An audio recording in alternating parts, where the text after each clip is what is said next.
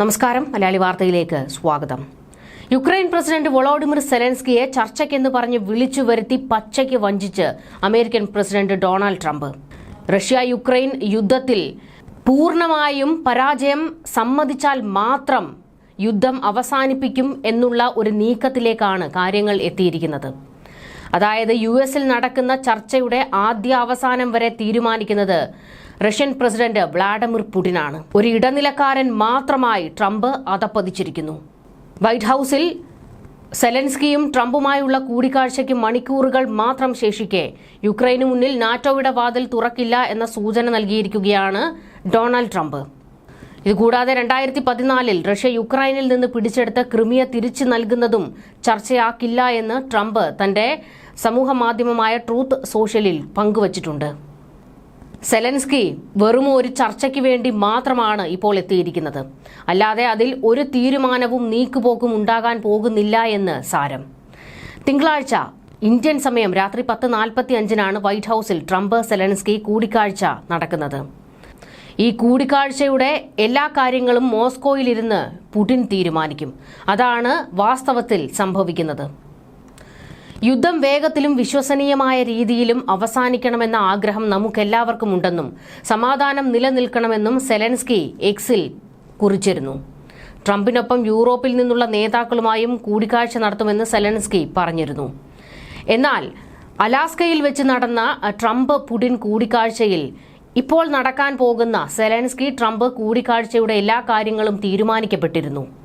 Putin പറഞ്ഞതനുസരിച്ച് ഒരു പാവയെ പോലെ ട്രംപ് ഇരുന്നു കൊടുക്കും. അത്രമാത്രമാണ് ഇനി സംഭവിക്കുക. ക്രിമിയ തിരിച്ചു കിട്ടില്ല, നാറ്റോയുടെ വാതിൽ തുറക്കുകയുമില്ല. 3 വർഷമായി തുടരുന്ന യുദ്ധം അവസാനിപ്പിക്കാൻ വഴി തേടുന്ന യുക്രൈൻ പ്രസിഡന്റ് സെലൻസ്കിയെ യുഎസ് പ്രസിഡന്റ് ഡൊണാൾഡ് ട്രംപ് എത്തിച്ചത് വലിയൊരു ഊരാക്കുടുക്കിലേക്ക് തന്നെയാണ്. റഷ്യയുമായി സമാധാന കരാറിലേക്ക് എത്താൻ സെലൻസ്കിയുടെ മുന്നിലുള്ള വഴികൾ സങ്കീർണമാണ്. കരാർ സാധ്യമാക്കിയില്ലെങ്കിൽ ട്രംപിന്റെ അനിഷ്ടം നേരിടേണ്ടി വരും. കരാറിൽ ഒപ്പുവെച്ചാലോ സ്വന്തം രാജ്യത്ത് പ്രശ്നങ്ങളുണ്ടാകും. ജനപിന്തുണ സെലൻസ്കിക്ക് കുറയും. ഒത്തുതീർപ്പിന് യാതൊരു സാധ്യതയും മുന്നിൽ വയ്ക്കാത്ത അവസ്ഥയിലേക്കാണ് സെലൻസ്കിയെ ട്രംപ് എത്തിച്ചിരിക്കുന്നത്. ആഭ്യന്തര ജനപിന്തുണയെയും രാജ്യാന്തര സഹായത്തെയും ആശ്രയിച്ചാണ് സെലൻസ്കിയുടെ ഓരോ നീക്കവും. അതുകൊണ്ട് തന്നെ സെലൻസ്കിക്ക് മുന്നിൽ വഴികൾ ഇനി കുറവാണ്. സമാധാന കരാറിലേക്കുള്ള വെല്ലുവിളികൾ. സമാധാന ചർച്ചകളുടെ പ്രധാന തടസ്സം റഷ്യ യുക്രൈനിൽ നിന്ന് പിടിച്ചെടുത്ത പ്രദേശങ്ങളാണ്. 2014 റഷ്യ കൈവശപ്പെടുത്തിയ ക്രിമിയയും പിന്നീട് യുദ്ധത്തിന്റെ തുടക്കത്തിൽ പിടിച്ചെടുത്ത ഡോൺബാസ്ക്, കേഴ്സൺ, സപ്പോറേഷ്യ തുടങ്ങിയ പ്രദേശങ്ങളും യുക്രൈൻ തിരികെ ആവശ്യപ്പെടുന്നുണ്ട്. എന്നാൽ ഈ പ്രദേശങ്ങൾ തങ്ങളുടെ ഭാഗമാണെന്ന് റഷ്യ പറയുന്നുണ്ട്. ഇത് വിട്ടുകൊടുക്കാൻ തയ്യാറാകില്ല എന്ന കടും പിടുത്തത്തിൽ പുടിൻ നിന്നാൽ കാര്യങ്ങൾ കൂടുതൽ വഷളാകും. ഒരു കാര്യം എന്തായാലും റഷ്യ തറപ്പിച്ചു പറഞ്ഞിട്ടുണ്ട്: ക്രിമിയ വിട്ടു നൽകില്ല. 1991 സോവിയറ്റ് യൂണിയൻ തകർന്നപ്പോൾ നിലവിലുണ്ടായിരുന്ന അതിർത്തിയാണ് വേണ്ടത് എന്ന കാര്യത്തിൽ യുക്രൈൻ ഉറച്ചു നിൽക്കുകയാണ്. റഷ്യയ്ക്ക് ഈ ആവശ്യം ഒട്ട് അംഗീകരിച്ചു കൊടുക്കാനും കഴിയില്ല. റഷ്യക്കെതിരെയുള്ള പോരാട്ടം തുടരണമെന്ന് യുക്രൈൻ ജനതയുടെ വലിയൊരു വിഭാഗം ആഗ്രഹിക്കുന്നുണ്ട്. സ്വന്തം മണ്ണ് തിരിച്ചുപിടിക്കാനുള്ള പോരാട്ടത്തിൽ ആയിരക്കണക്കിന് സൈനികരും സാധാരണക്കാരും മരിച്ചതിന് ശേഷം ഒരു പ്രദേശം വിട്ടുകൊടുത്ത് സമാധാനം ഉണ്ടാക്കുന്നതിനെ ആ ജനത വഞ്ചനയായി കാണും. അതുകൊണ്ട് തന്നെ ജനപിന്തുണ ആവശ്യമുള്ളിടത്തോളം സെലൻസ്കിക്ക് ഇത്തരമൊരു കരാറിൽ വഴങ്ങാൻ കഴിയുകയുമില്ല. ആഭ്യന്തര രാജ്യാന്തര സമ്മർദ്ദങ്ങൾ. സെലൻസ്കിയുടെ തീരുമാനം രാജ്യത്തിനകത്തും പുറത്തുനിന്നുമുള്ള നിരവധി ഘടകങ്ങളെ ആശ്രയിച്ചിരിക്കുന്നു. പോരാടി വിജയിക്കുക എന്നതാണ് യുക്രൈൻ ജനതയുടെ ഇപ്പോഴത്തെ നിലപാടും ആവശ്യവും.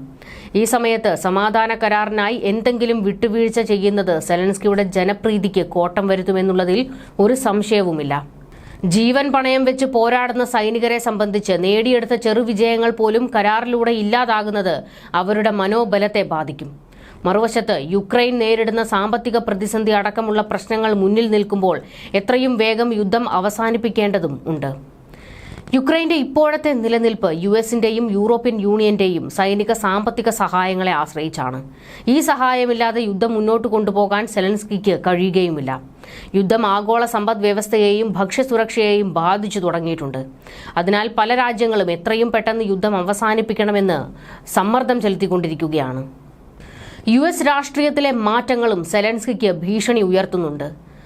അമേരിക്ക ഫസ്റ്റ് എന്ന നയമാണ് ട്രംപിന്റേത്. അദ്ദേഹം യുക്രൈനിലുള്ള ധനസഹായം നിർത്തലാക്കുമെന്ന് പലപ്പോഴും സൂചിപ്പിച്ചിട്ടുണ്ട്. യുദ്ധം വേഗം അവസാനിപ്പിക്കാൻ ട്രംപ് സെലൻസ്കിക്ക് മേൽ സമ്മർദ്ദം ചെലുത്തുകയാണ്. സമാധാന കരാർ സാധ്യമാകാതെ വന്നാൽ റഷ്യൻ ആക്രമണത്തെ പ്രതിരോധിക്കാനുള്ള സൈനിക സഹായം US നിർത്തിയേക്കും.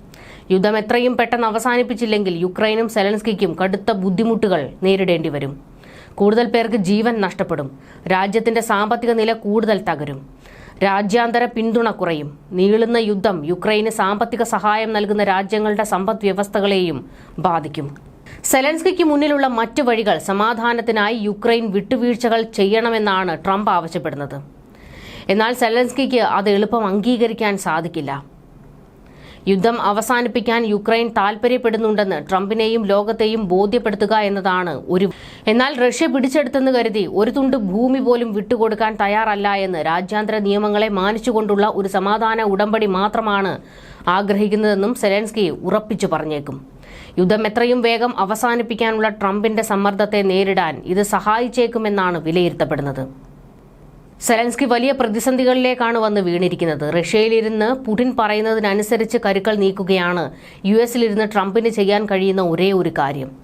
എന്തായാലും സമാധാന കരാറിൽ ഒപ്പുവെപ്പിക്കുക എന്നുള്ള നീക്കമാണ് ഇപ്പോൾ ട്രംപ് നടത്താൻ ഉദ്ദേശിക്കുന്നത്. ഇതിന് സെലൻസ്കി വഴങ്ങുമോ എന്നുള്ളത് ഇനി കണ്ടറിയണം. ന്യൂസ് ഡെസ്ക് മലയാളി വാർത്ത.